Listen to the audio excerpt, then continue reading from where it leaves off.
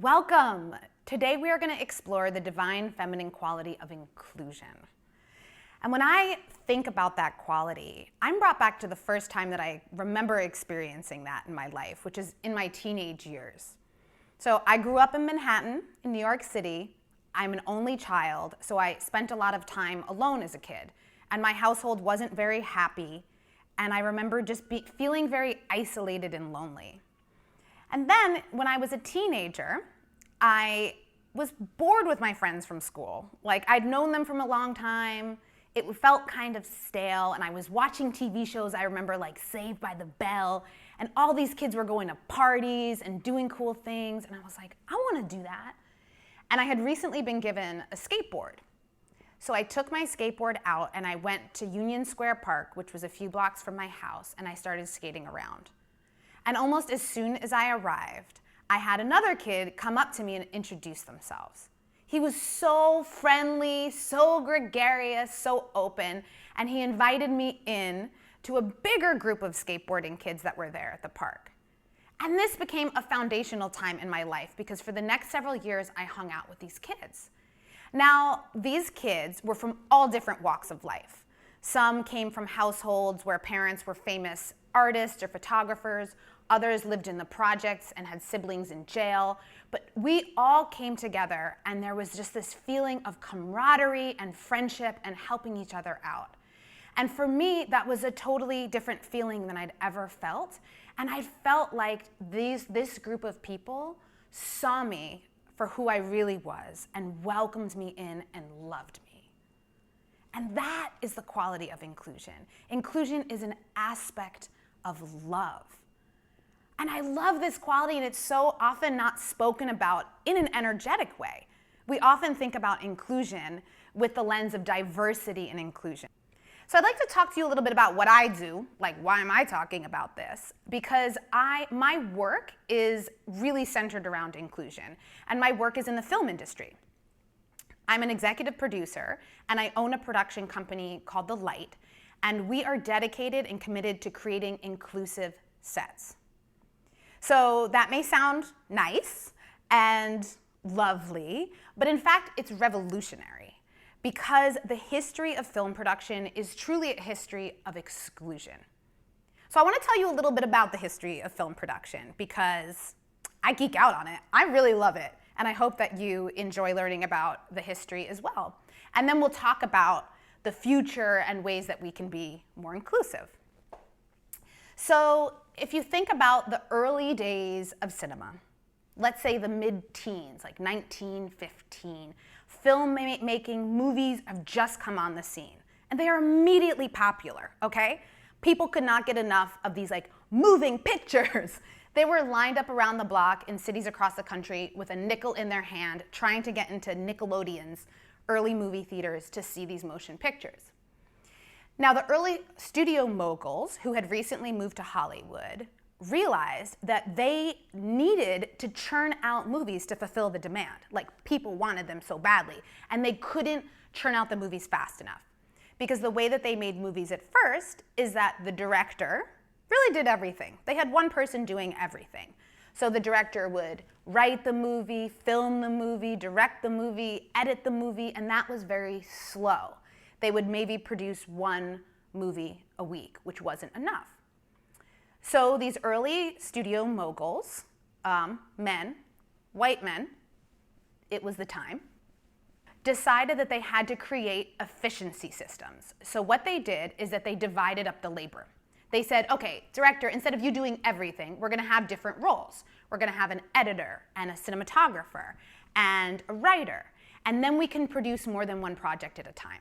And what we're also going to do is we're going to utilize resources across projects. So for example, if we just filmed a movie that took place in a Japan village, which we have on our studio, we're going to have these new writers that we've developed write scripts based on a Japan village. We're going to utilize those resources. Now, this was a huge innovation at the time, and this efficiency system was very successful. Spoiler alert, Hollywood stayed around. It's made a lot of money since then. And they created these systems, they codified them, they institutionalized them, And we have been using them ever since. And another thing about these efficiency systems is that they modeled them after what they saw in the world around them at the time. So this was World War I was going on, and they looked around them and they saw the military. They said, okay, that's an efficiency system we're going to borrow from. The other was a factory. A few years early, Henry Ford had just come out with the assembly line, which was like a marvel in modern technology and innovation. So they said, yes, the assembly line, the military. We're going to put those together. We're going to create film production. So here we are today, 100 years later, still using the same system.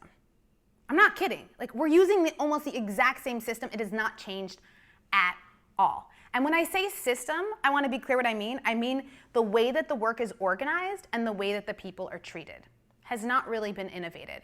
And it's very violent and very toxically masculine, right? The energy of like combativeness, of being at war. I can't tell you how many times I've been on a set and somebody has said on the walkie, like, PA Brotherhood, to your battle stations. And I'm like, what? What battle stations? We're like filming kittens in a library. Like, what are you talking about? But that mentality is baked into how we approach production because that's where it came from. So if you think about it, like, I'll give you some examples of how the world has changed since this system was first developed. Back when filmmaking first started, they didn't have sound or color. Now, we have VR and drones. Back then, women didn't have the right to vote. Now, we can vote for a woman. Back then, the first feature film was Birth of a Nation, a movie that glorified the KKK. Today, we are having a racial justice awakening in this country, and people are in the streets chanting Black Lives Matter. So things need to change. And my work is around production innovation, bringing a new system into fruition that's going to take us into the next 100 years. And for me, that is completely steeped in this quality of inclusion. And I've developed what I like to call a technology of inclusion, because experiences have an architecture to them in a way, consciously or unconsciously. They have an architecture to them. So when we consciously create an architecture of experience that is designed with the technology of inclusion, it can transform people's lives. And I've seen this on set. Like, I have seen people transform. On one production, one of the things that we do is that we'll form a big circle at the beginning of the day, and everyone will go around, introduce themselves, say their name, their crew position, and one word describing how they'd like to feel at the end of the day. So you can imagine this is a lot of blue collar workers. This is not a typical thing that they are asked to do on set. And there's definitely some like scoffing, some laughing, and some dirty looks that I breathe deeply. This is the importance of meditation, so that I can stand in front of them and create an environment of inclusion. So on one production, we were going around the circle and people were saying, the makeup artist said her name and that she'd like to feel energized. Someone said inspired, educated, and we got to this one guy, the key grip, and he was an older man. He looked very weathered. He had a thick New York accent. This guy had been around the block. And we get to him and he says, hello everybody, my name is Billy, I'm the key grip. I'd like to feel loved. And the whole room melted. Everybody was like, oh, Billy. And it set the tone and the energy of the day. And what I love about that is how many opportunities does Billy have to be on set and to bring his vulnerability, to say what he wants, and to be heard and seen, and to be given that which he needs. I'm going to give you a few more examples of what we do on set, with the hopes that this inspires you in your work, in whatever it is that you do in your daily life, to create activities or processes that can lead to greater inclusion. One of the things that we do on our productions is that everybody wears a name tag. This name tag has their name, their crew position, and their gender pronoun. And one of the things that this does is that it democratizes information. So traditionally, even knowing everybody's names and crew positions and being able to attach that to a person was information that was in the hands of the very few. By having everybody wear name tags, we are giving everybody access to that same information. So whether you are at the top of the hierarchy or the bottom, and trust me, I'd like to do away with the whole hierarchy thing sometime soon. But in the meantime, no matter who you are, you have access to people's name and crew position. The other thing that we include are people's gender pronouns. And this is really important in recognizing that not everybody conforms to gender binaries in the way that society has historically set up. And that actually by giving people an opportunity to state what their gender pronoun is, it allows them to, it normalizes that, for one thing, having non-binary gender pronouns, and it allows people to bring more of who they are into the space. Another thing that we do that's very different is that we have a different kind of call sheet. So I'm super excited to show you this. What you're looking at now is a traditional call sheet. Can you see it? Do you feel particularly inspired and lit up by it? It is very much about boxes and hierarchy. It's based on hierarchy and everybody is inside of a box. At some point, I was just like, this doesn't feel right. This isn't a match for who we are. So we created a call sheet that looks like this, where you see people's faces, it is graphic, it is actually organized by call time instead of by hierarchy. So what that often does is it'll bring the people who have the earliest call time, which are often the lowest level people on the set, to the top of the call sheet. Another thing that it does is that it allows for self-expression, which is a huge aspect of inclusion. We ask people to provide a photo. So sometimes people provide a baby photo, they'll provide any photo that they want and choose gets put on the call sheet. We're really saying, like, bring the fullness of who you are, it is welcomed here. One other thing that we do on set is something called I See You. And what this is that different crew members will receive a piece of paper with another crew member's name at the top. So we'll pass it out throughout the day. Everybody gets one, and it's anonymous, it's a secret. So you open up your piece of paper, it has a crew member's name on it, and your job is to observe them throughout the day in a non-creepy way, and really see something that you can acknowledge them for that they brought to set that made it a better day. So then you write it down on the sheet, and those get turned in. So at the end of the day, everybody receives back a piece of paper that they open, and it's an acknowledgement from someone else on the crew.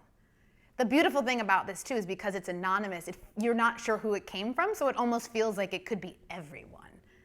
And it leaves people feeling seen, recognized for their individuality and their contribution. So I'd like to share this little video right now of several crew members reading the message that somebody else wrote about them during that production. You are so sweet and kind. Your energy is very down to earth and make the set life more emotionally manageable. Thank you for being so consistent and dependable. Nice. I got choked up when I read this, and I also knew who it was. Ben, you always find the people who you know are stuck on set, and you sneak us treats to keep us going. Everyone smiles when they see you. It's not just the snacks. You are loved.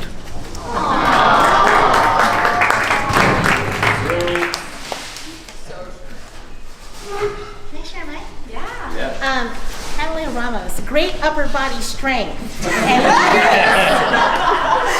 eager to help with a big smile. And then there's a little booger on it. Okay, well thank you guys for a great shoot. We love you. Thank you. Next one.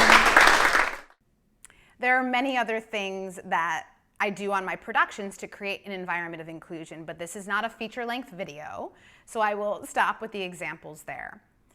And I think it's important to recognize that as we move into a new era, a new paradigm, this energy of inclusion, all of the divine feminine qualities are so essential. When I think about the old paradigm, factory-based, militaristic, it treated people as replaceable cogs in a machine. Didn't matter that you were Billy who wanted to be loved. You were third grip. Whoever, it doesn't matter who you are, you're replaceable. You're replaceable. That is the old model. It's old. It worked. I mean, the truth is it worked well for a long time. That's why we had it. It is not a fit for our society and who we are becoming energetically as people. And as we create this new paradigm, it's inspiring to me and fulfilling to be able to infuse the experience of film production with qualities of the divine feminine. Qualities that say, it's okay to be who you are. Not only is it okay, we welcome it. You want to cry on set? Cry on set. You have special skills, that's welcome here. You need to leave because you have to pick your kids up at school. We'll work it out. The entirety of who you are in your self-expression is welcome here. We see you, we acknowledge that. Ah, God, I love that. Can you feel that?